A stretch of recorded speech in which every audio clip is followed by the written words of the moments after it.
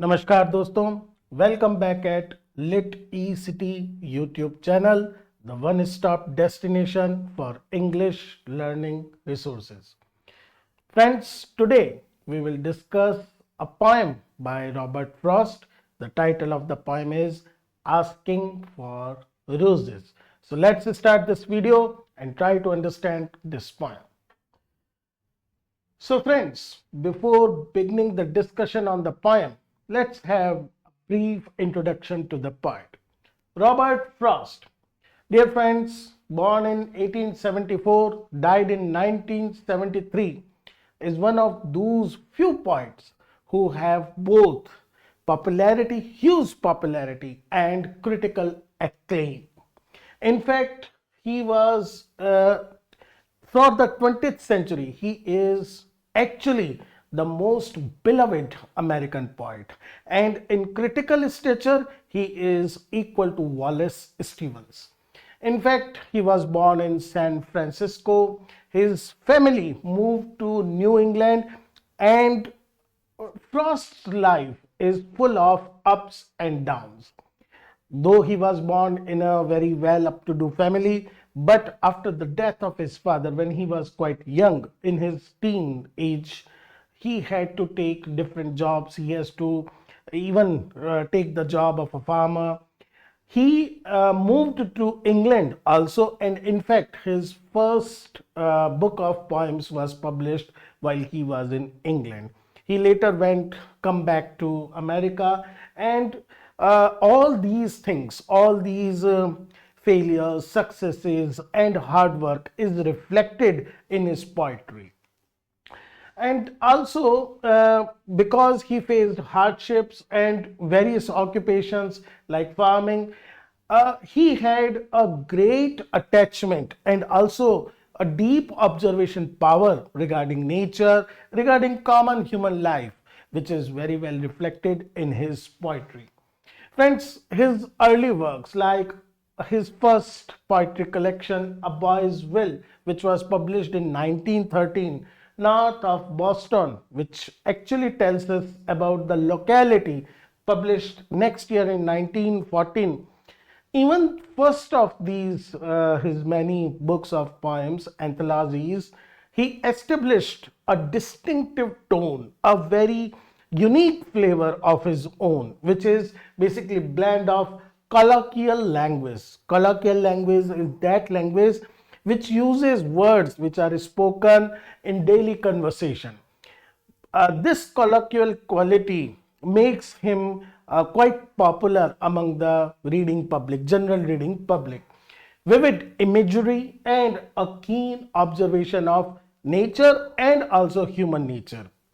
That is why his poems often presents a very real and very common ordinary scene, just like A Snowy Evening, a very famous poem, A Mending Wall, which is a regular activity, A Path in the Woods, apple picking by farmers, and beneath the description of the activity, beneath the description of the natural scenery, there are certain deep exploration which give his poetry a philosophical touch.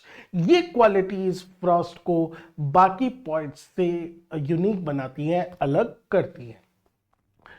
एक और बहुत interesting fact है Robert Frost के बारे में. He won Pulitzer Prize for 4 times. For a poet this is the maximum number. उनके अलावा किसी भी पोइट को, राइटर्स हैं लेकिन किसी भी पोइट को 4 times पुलित्जर प्राइज नहीं मिला है. इनके अगर फेमस पोएम्स की बात करें तो there are many, but some of them stopping by woods on a snowy evening, जिसका जो कंक्लूडिंग लाइंस हैं, miles to go before I sleep, has become one of the most often quoted lines. बहुत सारे anecdotes हैं इससे related, you should have known about that. The road not taken, once again, a very philosophical and psychological presentation of dilemmas in the mind of a common man. The oven bird, birches, mending wall, and many more. So he is basically a poet of people presenting actually the real American. That is why he is also considered as the best representative of the Yankee American. If we talk about the present poem, which is rather a brief poem, a short poem, Asking for Roses, it describes once again a very ordinary setting.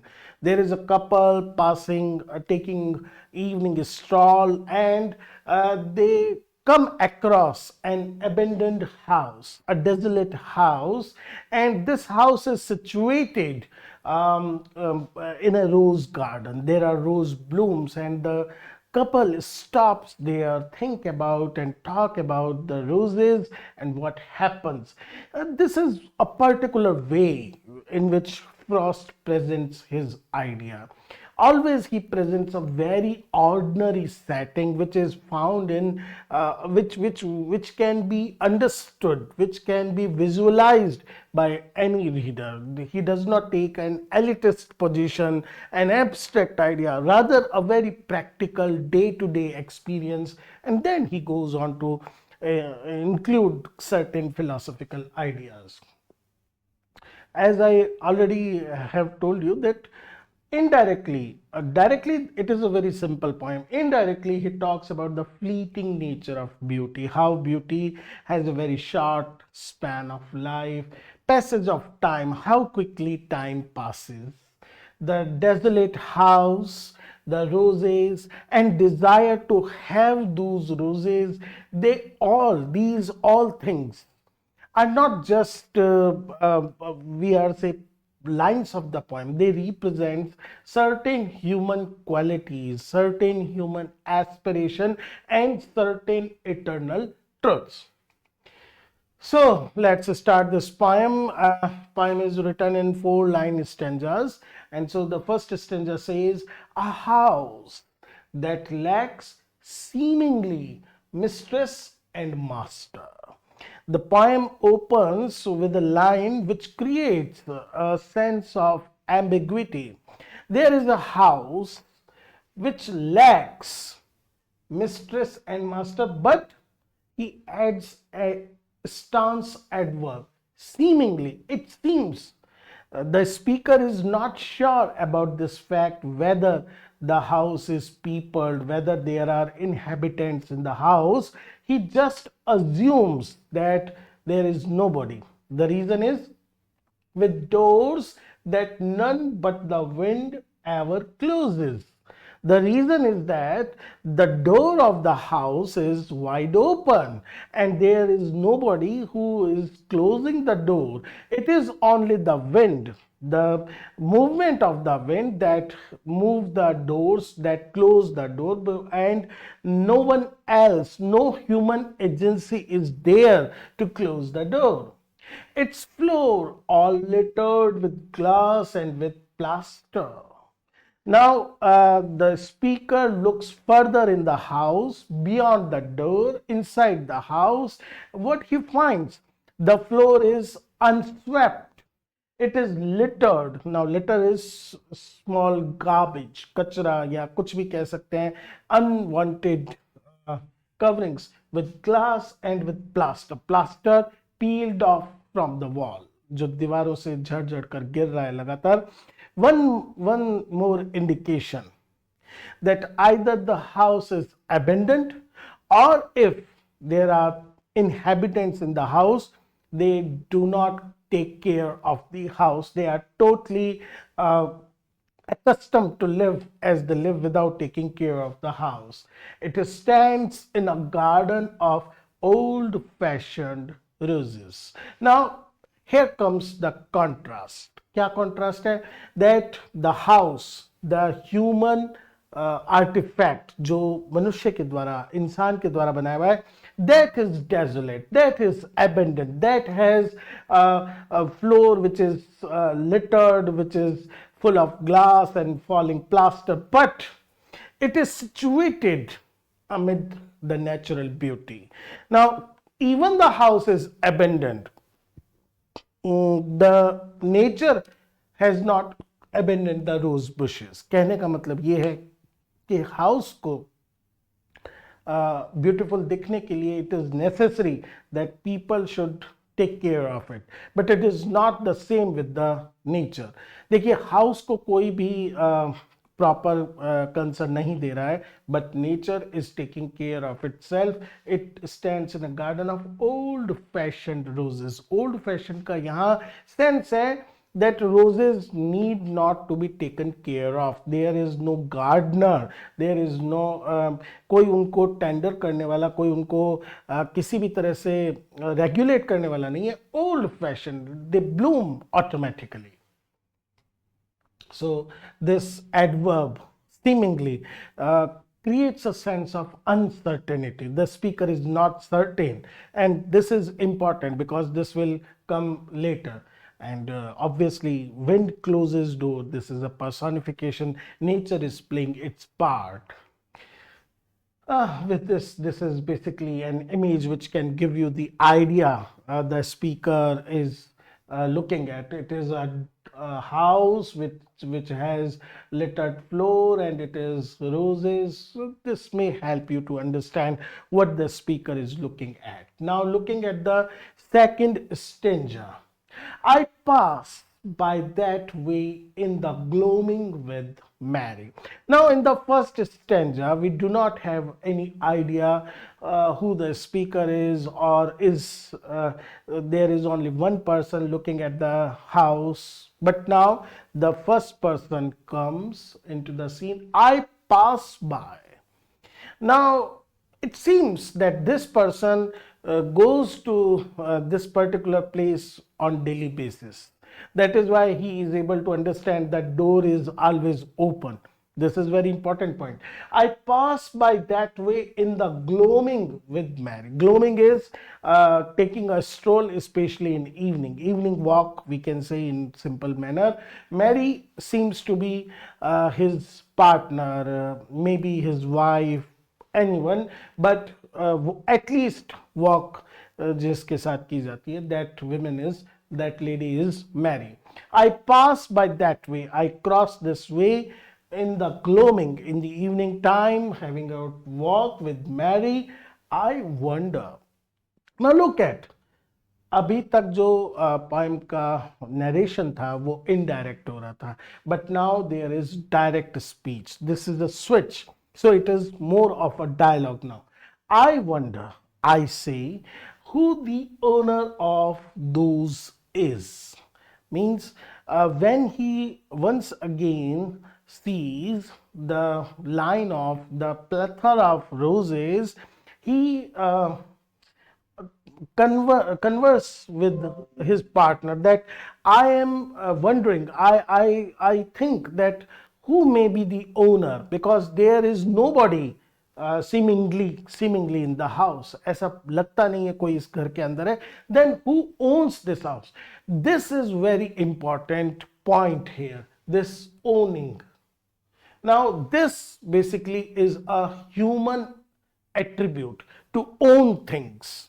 Nature के अंदर there is no owning of the roses. Roses are not owned by anyone, but if they are grown within the boundary, then they must be owned by someone. So I wonder, the speaker is confused. The speaker is basically looking for the answer that who may be the owner of those is the roses.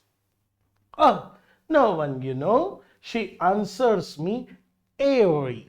Now, as if she is not paying attention, as if it is none of their concern कि ये roses किसको belong करते हैं. No one, there must be some person. There is no need, and you need not to put your mind to this fact who owns this. But one we must ask if we want any roses. This is once again contradiction. How? That we may or may not know the person who owns the house and who then subsequently owns the garden and the roses. So, but if we want to have any rose plucked from there, we must ask that person. That is kind of a moral code of society. What is that moral code? This moral code means even if roses are part of nature which is not owned by anyone, but if they are in the compound of someone's person, we must ask their permission to have some roses. So we must join hands in the dew coming coldly. And for this particular purpose, they decide to go towards the door of the house to inquire who is inside and who owns the roses. We must join hands. They join their hands in the dew coming coldly. It is evening time and the dew is now coming down coldly. It is quite cold. There in the hush of the wood that reposes, and we very silently, the whole nature is quite silent, there is no noise, there is nothing to disturb. In the hush of the wood, in the surrounding jungle, that repose, that is like resting, because obviously silence indicates that whole nature is at rest. And turn and go up to the open door boldly, and turn. While we are going on one particular path, we turn ourselves, our direction, our steps to the open door boldly, thinking that we will go and ask the permission, and knock to the echoes as beggars for roses. Now knock at the door, which echoes, which is a quite natural phenomena. If there is a silence and surrounded by thick, dense atmosphere, every sound will echo. So this knock is echo, as if this is not just knock on the door, but to the whole nature, and they are like beggars. Once again, a human occupation. In nature, there is no beggar, there is no begging, but in human world, in human society, if you ask for something which is not yours, for which you are not paying anything, you become a beggar. Similarly, they have become beggars because they are going to ask for roses. So, hush of the wood that reposes. Once again, hush indicates kind of personification, and this is very simple. Symbol is there. And once again, an image which can give you an idea that they are holding their hands, they are going towards the door, there is dusk time, evening time, and dew is coming on.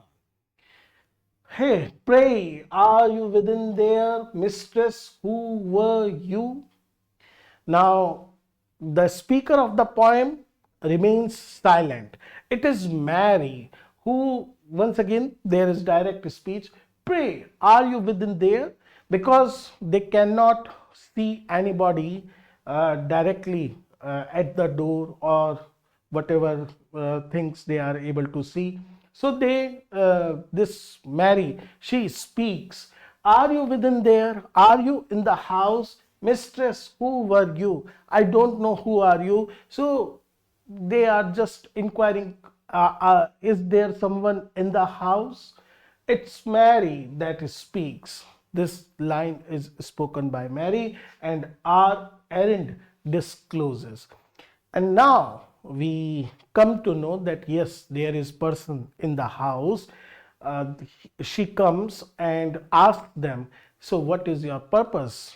आप लोग यहाँ क्यों आए हो? And Mary, our errand, discloses. And Mary tells her that this is our purpose behind coming to your door.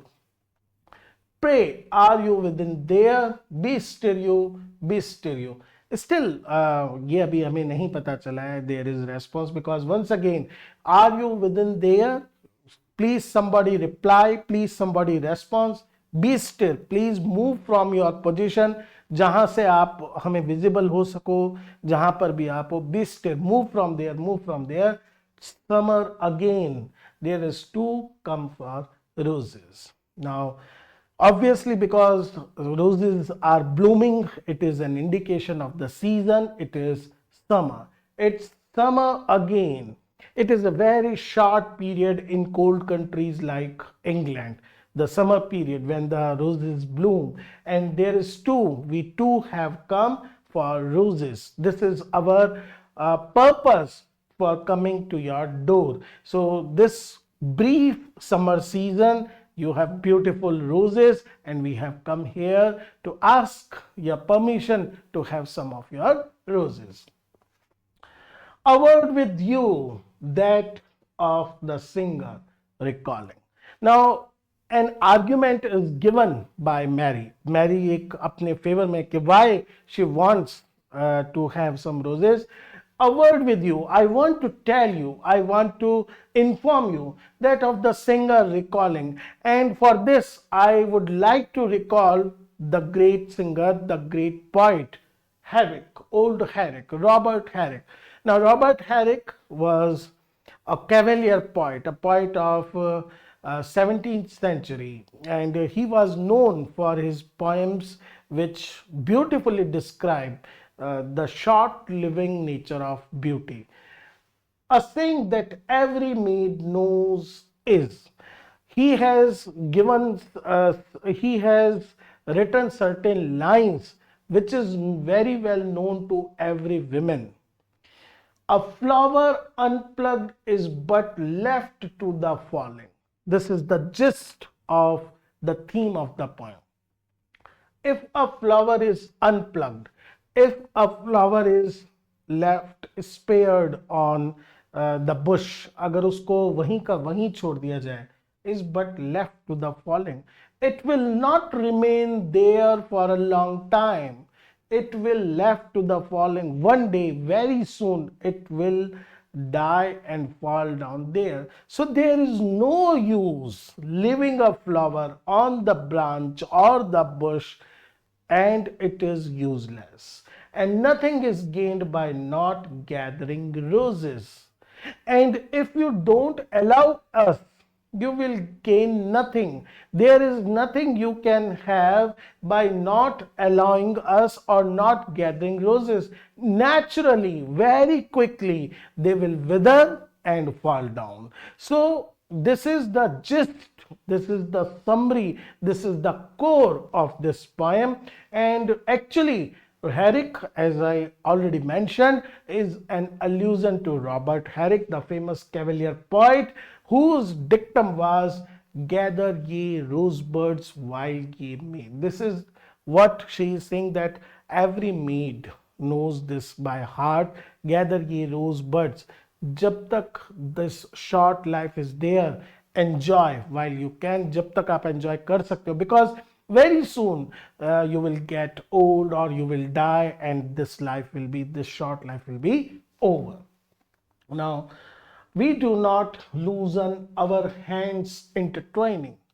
We are standing there, the lady is in front of us, but we are holding our hands. We are not loosening its grasp, not caring so very much what she supposes. We are not paying attention that what she will think of us, what she will assume about us. We do not care about this, because our primary concern here is to have her permission. Uski permission chahiye. There, when she comes on us, mistily shining. Now, there is mistily shining. It's a kind of oxymoron, because shining means no mist and mist means no shining. Mistily shining, it means they are not able to decipher her exact expression. Yes, there is a kind of welcome note in her face, but also a mist, a cloud of mystery on her face, and grants us by silence the boon of her roses.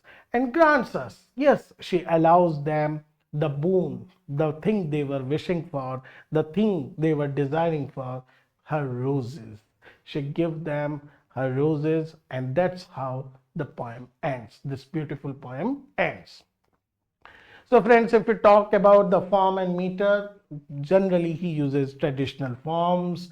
regular meter, and like in this poem, 6 stanzas of 4 lines each. Most of the lines are in iambic hexameter. It means a line has 12 syllables or 6 feet. Look at this poem, and 1, 2, 3, 4, 5, 6, 7, 8, 9, 10, 11, and 12. There are total 12 syllables, or we can say 6 feet. That is why it is hexameter. And because of and unstress grants stress, us unstressed by stress, you can understand this is iambic pattern. So this is the pattern of the poem. If we talk about the rhyme scheme, it is in the alternate rhyme scheme, that is ABAB, simple rhyme scheme.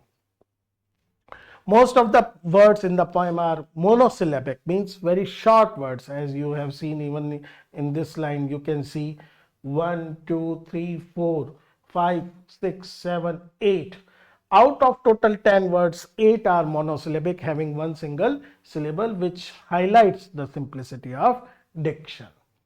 And if we talk about the theme of this poem, is written in characteristic style of Robert Frost. It has the beginning vivid description of an very ordinary, very natural setting, which is there is an abandoned house which is in a poor condition. Then it is in contrast with a beautiful rose garden untended for, and it is stark contrast because house uncared for is littered, roses uncared for are blooming. So this is versus man versus nature kind of thing. Then we meet the speaker taking an evening walk with his partner, and also comes to know about his desire to have some flowers. He is not satisfied just looking at them.